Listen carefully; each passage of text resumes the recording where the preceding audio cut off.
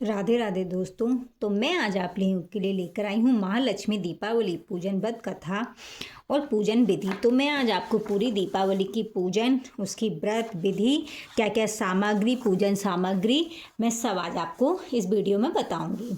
तो चलिए फ्रेंड्स, करते हैं स्टार्ट। जय माता दी।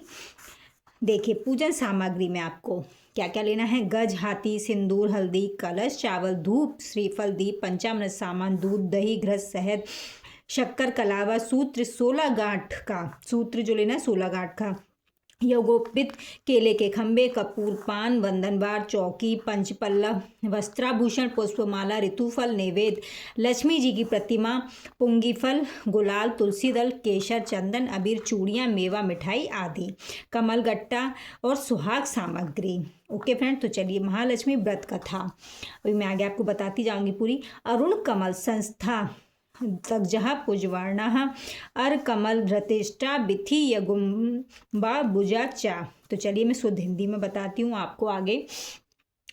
अर्थात सुंदर लाल कमलों के आसन पर आसीन, लाल कमलों के पराग से रक्त वर्ण वाली, दोनों हाथों में कमल धारण किए हुए, अर्थात अभय और वरदान रूपी 2 कमल धारण किए हुए, नाना प्रकार की मणि आदि वस्त्राभूषणों से विभूषित जगत जननी माता श्री महालक्ष्मी जी मेरे घर में सदा स्थिर होकर निवास करें। जो श्री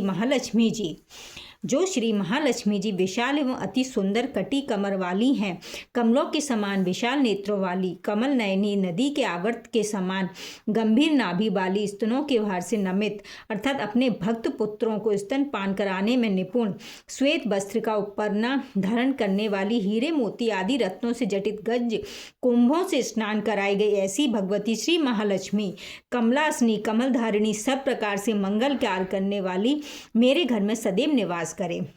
महालक्ष्मी व्रत पूजन एवं विधि। दीपावली के श्रेष्ठ त्योहार के दिन पति पत्नी और अन्य मनुष्यों को चाहिए कि वह अपने विचारों को पवित्र रखे, हृदय में उल्लास रखे, किसी प्रकार का क्लेश चित्त में ना आने दे। इस प्रकार प्रसन्न चित्त से प्रातःकाल उठे और अपने से बड़ों को प्रणाम कर आशीर्वाद प्राप्त करे। शौचादिक नित्य कार्य से निवृत्त होकर अपने इष्ट देवी देवताओं की पूजा करे। तदुपरांत अन्न जल ग्रहण करे। यदि हो सके तो इस दिन श्री महालक्ष्मी जी का व्रत या उपवास अवश्य करे। यदि उपवास ना कर सके तो फलाहार करें। अपने मकान को चारों तरफ से झाड़ फुहार कर अच्छी तरह सजा दें। बंदरवार बांधें। सुंदर सुंदर रंग बिरंगे वस्त्रों से जहाँ भी लक्ष्मी का पूजन करें मंडप बनावें। मंडप के बीचों बीच सुंदर बेदी बनाएं। बेदी पर अक्षत, कुमकुम आदि से अष्टदल कमल बनावें। उसके ऊपर श्री लक्ष्मी जी की प्रतिमा स्वर्ण की या चांदी की सुंदर सुंदर वस्त्रों सुसज्जित कर स्थापित करें। यदि स्वर्ण या चांदी की प्रतिमा ना हो तो मिट्टी की ही स्थापित कर दें।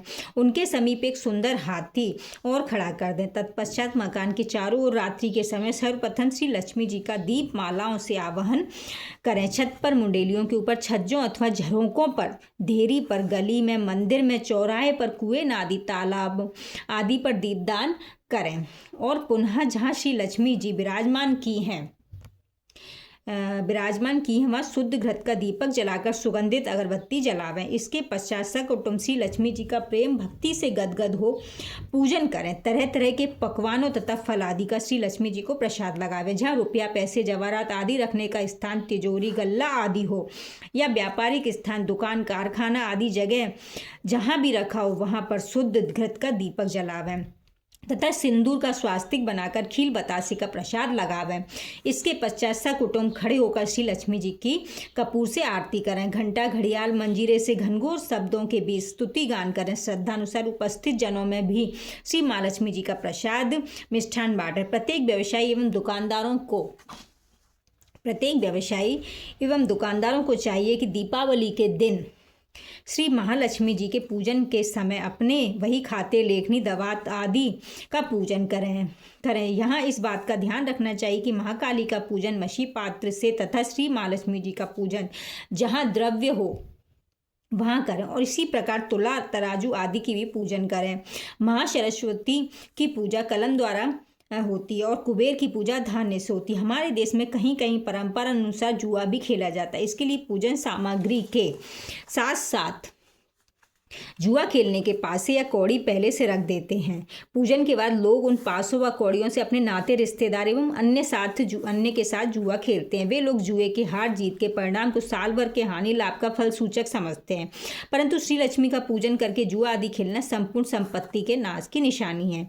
भगवती लक्ष्मी जुआ खेलने से इतनी प्रसन्न नहीं होती जितनी कि पुरुषार्थ एवं सद्मार्ग से पैदा किए हुए धन से होती है, और ऐसे ही पुरुष को वह अपना अमोघ आशीर्वाद देती हैं। जुआ खेलने वाले को वह दे देती हैं और कहती हैं कि अरे मूर्ख, जा तू जन्म भर दरिद्री रहेगा। देखो, जुए ने ही तो पांडवों को दर दर तक का भिखारी बना दिया, धर्मात्मा राजा नल को भी महान विपत्तियों में डाल दिया। अतः समझदार मनुष्य को चाहिए कि वह ऐसे बुरे कर्मों को कभी भी अपने पास न आने दे, क्योंकि यह एक महाभिशाप है, महापाप है, पुरुषार्थ एवं स्वाभिमान का नाशक है। दीपावली की कथा। एक समय मुनियों ने सनत कुमार जी से पूछा, हे महात्मन, अब आप हमें लक्ष्मी पूजन का कारण बताइए तथा साथ में अन्य देवताओं के पूजे जाने का भी कारण बताइए। मुनियों की यह बात सुनकर श्री सनत कुमार बोले, हे मुनियों, आप लोगों ने जो प्रश्न किया है उसे ध्यानपूर्वक सुनो। यही प्रश्न धर्मराज युधिष्ठिर ने भगवान श्री कृष्ण से पूछा। तब भगवान ने कहा, हे धर्मराज सुनो, दैत्यराज बलि के राज्य में सारी प्रजा सुखी थी, किसी को कोई कष्ट नहीं था, सब लोग नियमानुसार रहते थे, यज्ञ आदि कर्म करते थे। एक बार बलि ने 100 अश्वमेघ यज्ञ करने की प्रतिज्ञा की थी, अतः उसने 11 अश्वमेघ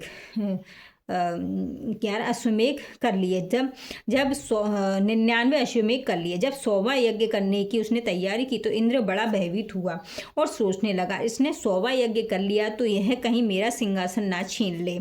अतः भय से कांपता हुआ ब्रह्मा, रुद्र आदि देवताओं के साथ क्षीर साई भगवान विष्णु के पास पहुंचा। वहां सब देवता अनेक पुरुष भक्त आदि मंत्रों से भगवान की स्तुति करने लगे। तब भगवान प्रकट होकर बोले, हे इंद्रादिक देवताओं, आप लोग इतने दुखी क्यों हैं? तब देवराज ने बलि के यज्ञ का सारा हाल कह सुनाया।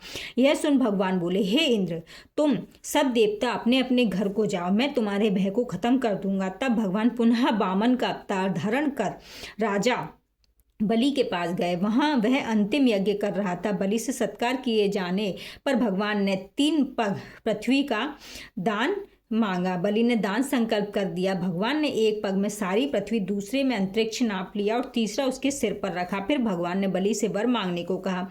बलि ने कहा, हे भगवान, कार्तिक के कृष्ण पक्ष कार्तिक वदी को त्रयोदशी चतुर्दशी अमावस्या के दिन पृथ्वी पर मेरा राज्य रहे। संपूर्ण प्रजा खूब दीपदान आदि कर श्री लक्ष्मी जी का आवाहन पूजन करे और लक्ष्मी जी उनके घर सदैव विराजमान रहे, और जो श्रद्धा अनुसार पूजन ना करे उन पर लक्ष्मी जी कोपित हो, दरिद्री होने का शाप दे दें। इस प्रकार भगवान ने सब देवताओं को भय से मुक्त कर अभयदान दिया। इसी कारण श्री लक्ष्मी जी के साथ साथ देवताओं की भी पूजा की जाती है। भगवान बोले, हे राजन, मैं तुमको एक कथा और सुनाता हूँ, ध्यानपूर्वक सुनो। मणिपुर नाम के एक नगर में एक राजा राज्य करता था।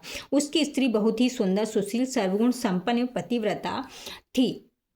एक दिन वह अपनी प्यारी सखियों के साथ महल की छत पर बैठी हुई हाथ से विलास कर रही थी। उसने मणिमाणिक के आदि से जड़ा हुआ नौलक का हार उतार कर समीप ही मुंडेर पर रख दिया। शीघ्र एक चील उस हार को अपनी चोंच में दबाकर उड़ गई। रानी यह देखकर बहुत ही उदास हुई और सारा हाल राजा से कह सुनाया। राजा चील पर बड़ी कुपित हुआ, पर करता क्या? रानी को समझाते हुए बोला, प्रिय, मैं तुम्हारा हार जहाँ पर भी चील डालेगी वहां से मंगवा दूंगा, चिंता न कर। यह कहकर राजा सभा में गया और मुनादी ड्योढ़ी वालों को बुलाकर कहा, तुम लोग मेरे राज्य में ड्योढ़ी फेर कर कहो कि जो कोई रानी का नौलक का हार लाकर देगा, राजा उसको मुँह मांगा इनाम देगा। यह सुनकर बुढ़िया राजा के पास पहुंची और वह हार दे दिया। राजा बड़ा प्रसन्न हुआ और इनाम मांगने को कहा। बुढ़िया ने कहा, राजन, आज से 8वें रोज दीप माता है, महालक्ष्मी जी का पूजन है, अतः राज्य में कोई भी आदमी दीपावली न मनावे, सिर्फ मैं दिवाली मनाऊंगी और लक्ष्मी जी का पूजन करूंगी, इसलिए तेल, बाती, दीपक आदि सब सामग्री आप मेरे यहाँ भिजवा दें। यह सुन राजा आश्चर्यचकित हो बोला, ऐसा करने से तुझे क्या लाभ होगा? बुढ़िया बोली, आज के दिन व्रत एवं लक्ष्मी पूजन से तथा दीपदान करने से लक्ष्मी प्रसन्न होती है और उसके घर सदैव निवास करती है। राजा ने कहा, यह मैं भी करूँगा। बुढ़िया बोली, पहले मैं करूँगी और बाद में तुम करना। ऐसा करने पर राजा और बुढ़िया के घर अतुल संपत्ति, धन दौलत, हाथी घोड़े आदि हो गए। अतः हे धर्मराज, यह दीपावली का व्रत पूजन तुम भी करो, जिससे खोई हुई राज्य श्री तथा पुत्र पौत्र आदि तुमको पुनः पुनः प्राप्त हो। तो यह पहली कथा समाप्त हुई।